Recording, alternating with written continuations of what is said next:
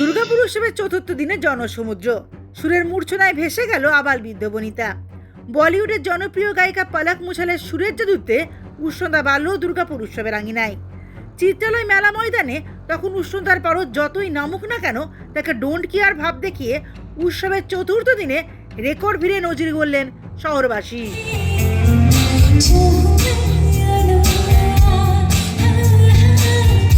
অন্যদিকে বলিউডের জনপ্রিয় এই গায়িকা পলক মুছালের ফ্যান ফলোয়ারদের আবেগ বিক্রি হলো হাজার হাজার টাকার বিনিময়ে, এমনটাই অভিযোগ।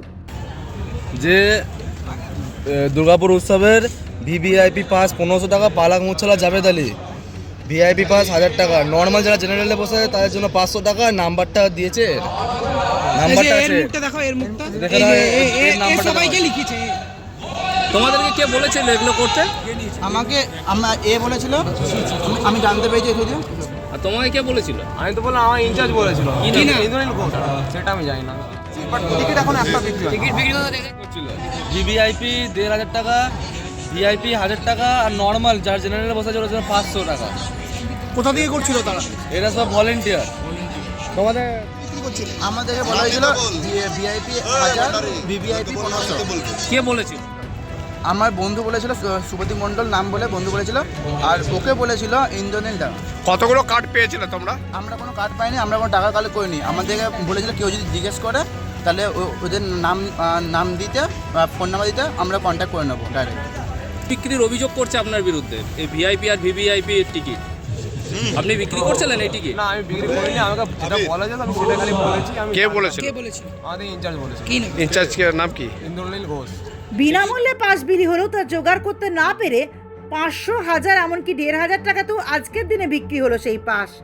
আর সেই পাস বিক্রির অভিযোগ উঠল খোদ ভলেন্টিয়ারদের বিরুদ্ধেই। এদের কাছ থেকে পেলাম, এরা সবাই মিলে এই 3 জনকে আটক করে রেখেছিল। তো সেটা তো নিশ্চয়ই অবশ্যই খারাপ লাগে আমাদের কমিটির জন্য, যেহেতু সরকারি প্রোগ্রামের কোনো পেমেন্ট লিস্ট হয় না এবং সেটা অবশ্যই সবার জন্য ফ্রি। এরকম যে তোমার ইনচার্জের নাম শুভম রয়, ওর ইনচার্জের যার নাম বলছে তাকে খুঁজে পাওয়া যাচ্ছে না, বলছে ঠিক আছে। তো আমাদের অভিযোগ হচ্ছে যে আমাদের যে জিনিসটা ফ্রি সেই জিনিসটা নিয়ে পয়সা কি করে নেওয়া যায়? পয়সাটা নেওয়া যায় না। এরা কি দাবি করছিল? এরা দাবি করছিল এদের যারা ভলেন্টিয়ার আছে, স্পেশালি এই ছেলেটি, আমি একে দেখেছি, এর ছেলেটির যে ভলেন্টিয়ার্স আছে সেই ভলেন্টিয়ার্সরা ওখানে ডিউটিতে আছে। সেই ডিউটি থেকে তারা সেই ডিউটির মিসবিহেভ করে তারা কি করছে, পাবলিক লোকদেরকে ঢোকাচ্ছে এবং কিছু পয়সা নিচ্ছে। কত টাকা করে নেওয়া হচ্ছে? আমি যেটা দেখেছি, আমাদের কাছে লিস্ট পাঠানো হয়েছিল, লিস্ট আমরা পেয়েছি। লিস্টে এই লিস্ট কারা পাঠিয়েছে? লিস্ট পাঠিয়েছে এই ছেলেটি। কত টাকা করে ভিআইপি আর ভিভিআইপিতে কত টাকা করে চাওয়া হচ্ছে? ভিভিআইপি 1500, ভিআইপি 1000, আর লাস্টের দিকে 500 টাকা করে ঢুকিয়ে দেওয়া হবে। নর্মাল জেনারেল লাস্টের দিকে 500 টাকা করে ঢুকিয়ে দেওয়া হবে। তো এরকম কি এখনো পর্যন্ত কাউকে এরকম ঢুকিয়েছে? আমরা সেটা এখন অবধি জানি না।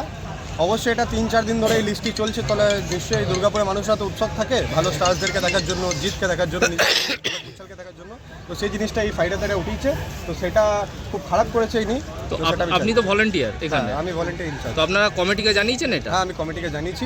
কমিটি এই নিয়ে ওদের কার্ডও বাতিল করে দিয়েছে এবং ওটা নিয়ে জানবিন চলছে যে কে করেছে কে করেনি, সেটা নিয়ে আজকে রাতের মধ্যে ওটা নিয়ে। যদিও উৎসব কমিটির ঘটনাটি নজরে আসতেই কড়া পদক্ষেপ, একই সঙ্গে প্রবেশাধিকারে আনা হলো আরও কড়া নজরদারি। মাত্র 2.5 বছর বয়সে সঙ্গীতের দুনিয়ায় হাতে খড়ি, সামাজিক কাজের পাশাপাশি তার সুরেলা সফর বেশ জনপ্রিয়। দুর্গাপুর থেকে অন্তরা সাদির প্রতিবেদন, সমাজ পরিবর্তনে মানুষ।